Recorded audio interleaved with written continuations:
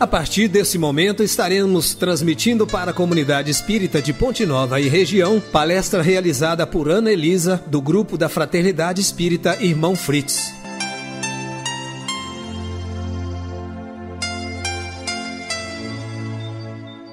Irmãos e amigos, vamos iniciar as reflexões, agradecendo a Deus, nosso Pai Criador, pelo dom da vida, e ao Mestre Jesus, nosso irmão, modelo e guia de toda a humanidade, pelos ensinamentos e que sejam as nossas inspirações para todos os momentos da vida, principalmente quando a dor nos visitar. E que a Maria Santíssima, Mãe de infinito amor, fortaleça a nossa fé e a esperança de dias melhores. Que assim seja. O estudo de hoje está baseado no capítulo 16 do Evangelho segundo o Espiritismo, Não se pode servir a Deus e a Mamon. Ou seja, nenhum servo pode servir a dois senhores, porque ou há de aborrecer a um e amar ao outro, ou há de entregar-se a um e não fazer caso do outro. Vós não podeis servir a Deus e as riquezas. Então, meus irmãos, Jesus, para exemplificar esse ensinamento aos discípulos, ele conta que certa vez um jovem aproximou-se dele e perguntou: Bom mestre, o que é preciso que eu faça para adquirir a vida eterna? Então Jesus lhe respondeu: Por que me chamais bom? Só Deus é bom. Se quereis entrar na vida, guardai os mandamentos. E o jovem perguntou: Quais mandamentos? Não matareis, não cometereis adultério, não furtareis, não direis falso testemunho, honrai o vosso pai e a vossa mãe, e amai o próximo como a vós mesmos. Então o jovem respondeu: Tenho guardado todos esses mandamentos desde a minha juventude. Que ainda me falta? Então Jesus disse a ele: Se quereis ser perfeito, ide, vendei o que tendes e dai aos pobres, e tereis um tesouro no céu. Depois vinde e me segue. Então o jovem, ouvindo essas palavras, foi-se embora muito triste, porque tinha uma grande fortuna e certamente ele não queria desfazer dessa fortuna. Jesus então concluiu com os discípulos: Em verdade vos digo que é bem difícil que um rico entre no reino dos céus. E digo ainda, é mais fácil um camelo passar pelo buraco da agulha do que um rico entrar no reino dos céus. Então, meus irmãos, nós podemos entender que Jesus orienta ao jovem o desapego da materialidade, ou seja, viver no mundo, mas não ser do mundo. Porque a transitoriedade da matéria é o laço mais forte que prende o homem à terra e lhe desvia do céu os pensamentos, sendo dos grandes obstáculos à salvação, a elevação espiritual. E, sem dúvida, a riqueza constitui uma prova mais difícil do que a prova da miséria, pelos arrastamentos que causa, pelas tentações que gera e pela fascinação que exerce. É o supremo excitante do orgulho, do egoísmo, da vida sensual. E certamente, quando Jesus disse ao jovem: Desface-te de todos os teus bens e segue-me, ele não pretendeu, de certo, estabelecer como princípio absoluto que cada um deve despojar-se do que possui e que a salvação só a esse preço se obtém, mas apenas mostrar que o desapego é necessário dos bens terrenos. É um obstáculo à salvação. E aquele jovem, com efeito, se julgava quite, ou seja, ele se julgava um observador de certos mandamentos. Mas, no entanto, recusava-se a ideia de abandonar os bens de que era dono. Seu desejo de obter a vida eterna não se concluía ou não ia até o extremo. Por isso, ele não tinha vontade, disponibilidade, interesse em fazer sacrifício. O que Jesus lhe propunha realmente era uma prova decisiva, um divisor de águas nos seus pensamentos e nos seus sentimentos. E o Mestre Jesus nos leva a pensar quais sentimentos verdadeiramente nos comovem, propondo a criatura a se conhecer e mudar, e ao sair do comodismo espiritual. O mesmo aconteceu com o pescador, discípulo e apóstolo Simão Pedro. Aconteceu com Saulo de Tarso, que se tornou Paulo de Tarso, Maria de Magdala, e certamente aconteceu com cada um de nós e acontece ainda. O despertar de uma nova era dentro de nós mesmos, possibilitando a germinação de uma espiritualização mais íntima. E o mentor Emmanuel, no livro Caminho, Verdade e Vida, ele comenta na lição 58, intitulada Ganhar. Pois que aproveitaria um homem ganhar todo mundo e perder a sua alma? Então Emmanuel comenta que as criaturas terrestres, de modo geral, ainda não aprenderam a ganhar. O homem está sempre decidido a ganhar o mundo, mas nunca disposto a conquistar-se para uma esfera mais elevada. Emmanuel ainda nos lembra que ganhar o mundo é uma possibilidade remota, porque a materialidade não nos pertence. Não tem a possibilidade de determos algo transitório, uma vez que estamos no mundo, mas a nossa verdadeira vida é a espiritual. E podemos recorrer também ao codificador Allan Kardec, quando ele nos diz e nos esclarece no livro Evangelho segundo o Espiritismo. A riqueza em si não é boa nem má. Neutra se tornará boa ou má, de acordo com o uso que fizermos dela. Então, meus irmãos, certamente Deus não permitiria algo sobre a Terra que não fosse útil para a evolução da criatura humana. Ou seja, o homem tem por missão trabalhar pelo seu aprimoramento, desbravá-lo, explorá-lo, no sentido de conhecer toda a potencialidade do planeta Terra, para o bem da própria humanidade.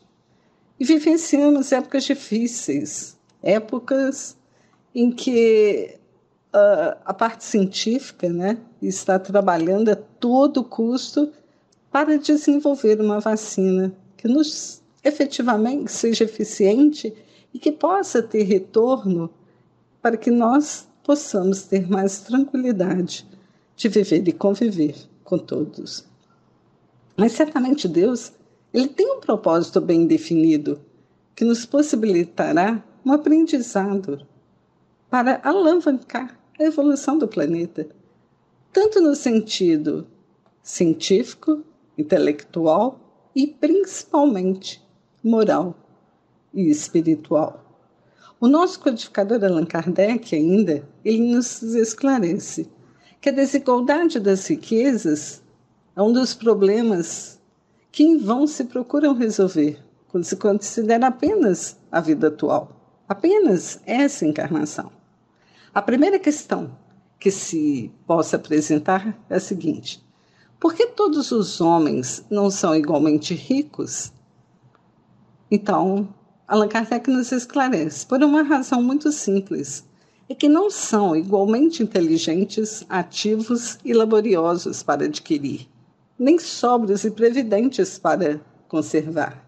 Aliás, é uma questão matematicamente demonstrada que, supondo-se feita essa repartição, o equilíbrio seria rompido em pouco tempo, em virtude da diversidade dos caracteres e aptidões, que, supondo-se possível e durável, tendo cada um somente o necessário para viver, isso equivaleria ao aniquilamento de todos os grandes trabalhos que concorrem para o progresso e o bem-estar da humanidade, que, portanto, supondo-se que ela desse a cada um o necessário, desapareceria o estímulo que impulsiona as grandes descobertas e os empreendimentos úteis.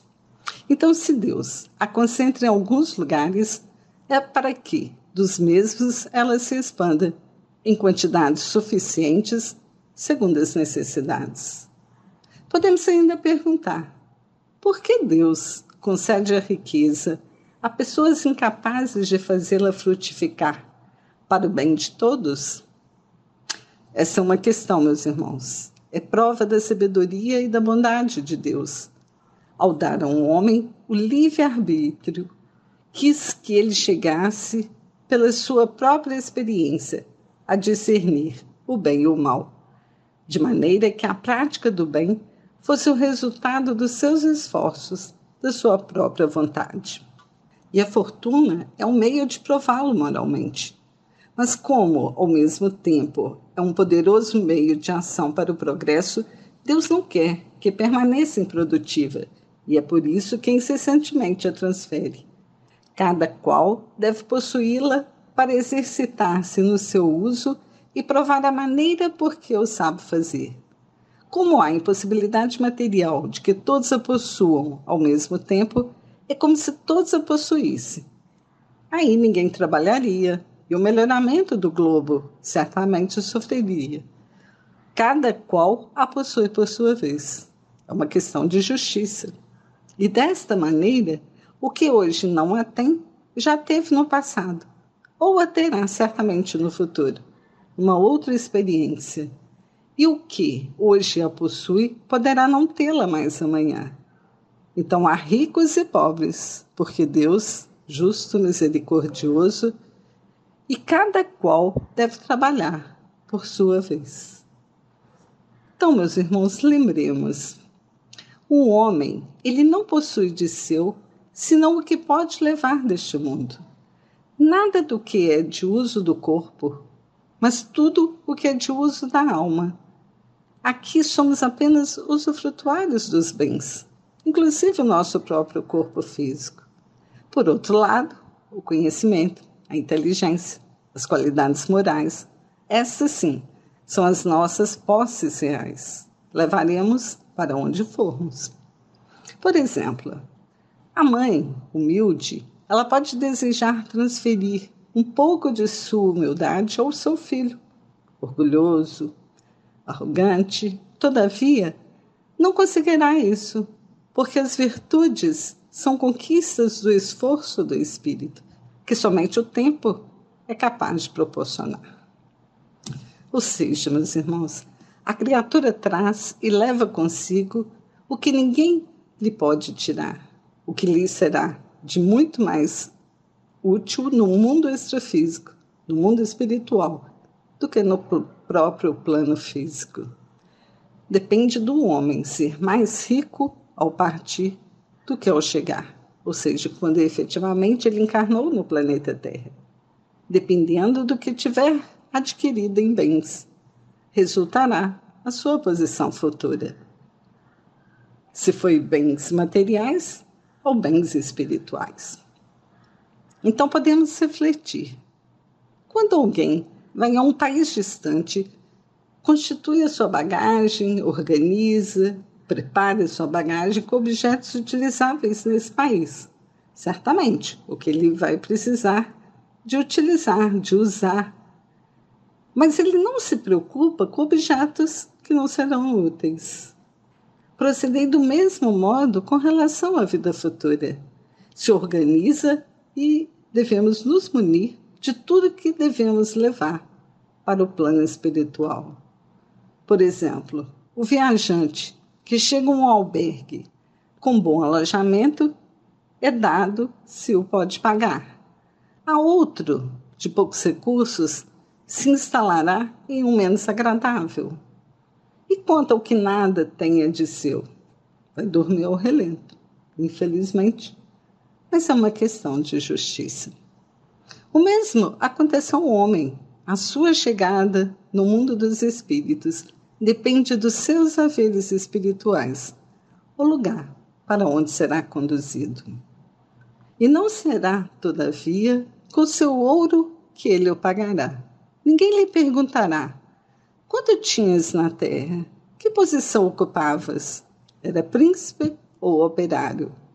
Perguntar-lhe-ão: que trazes contigo?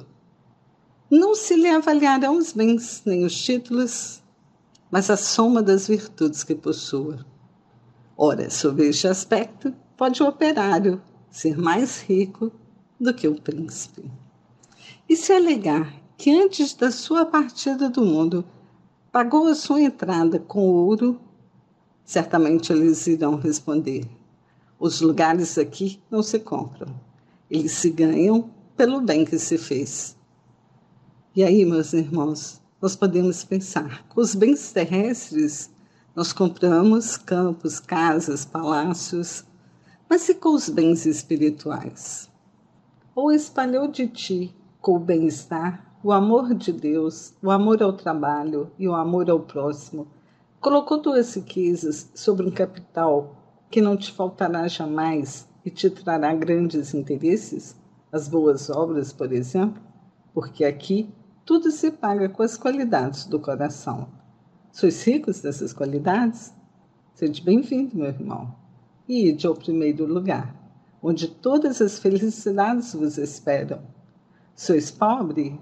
Ide ao último, onde será tratado em razão do que tendes.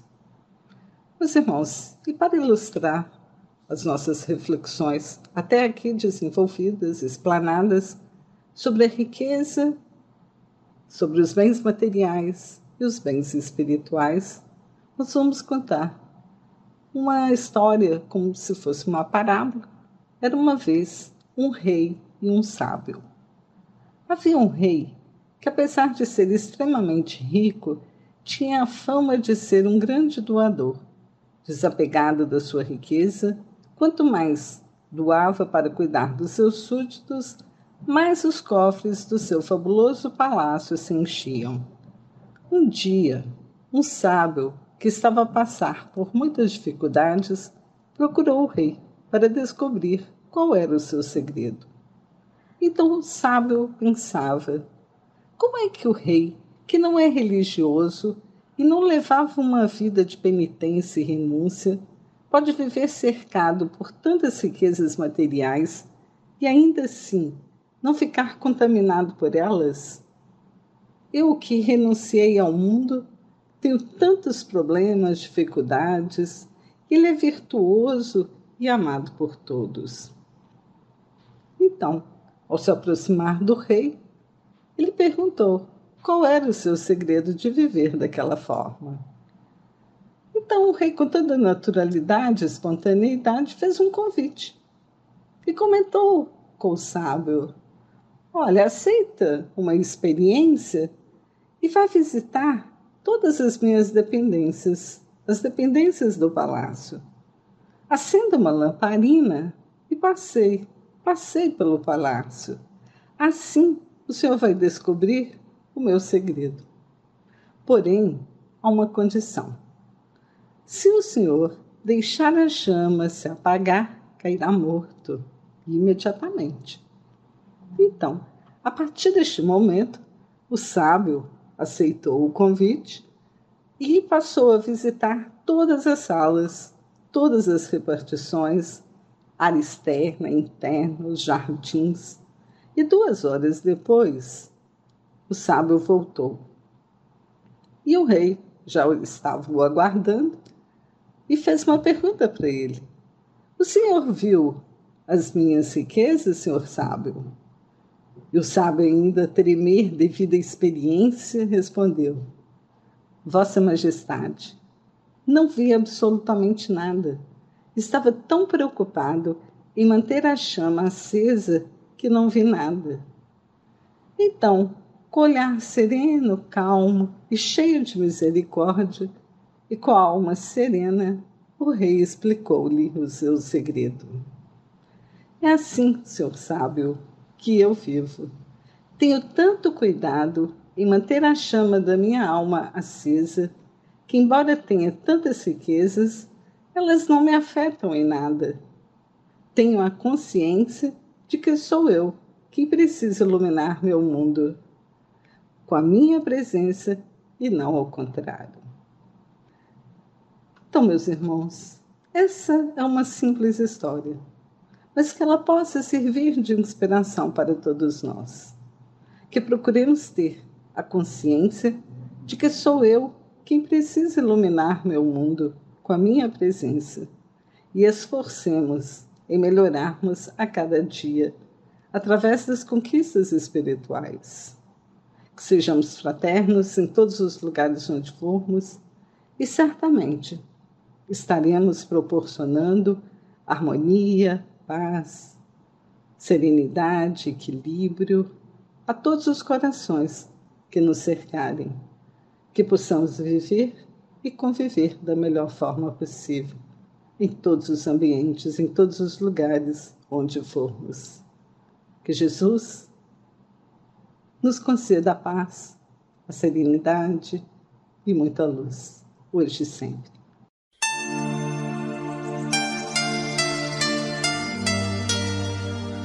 Termina aqui a palestra do Grupo da Fraternidade Espírita Irmão Frites. Boa noite.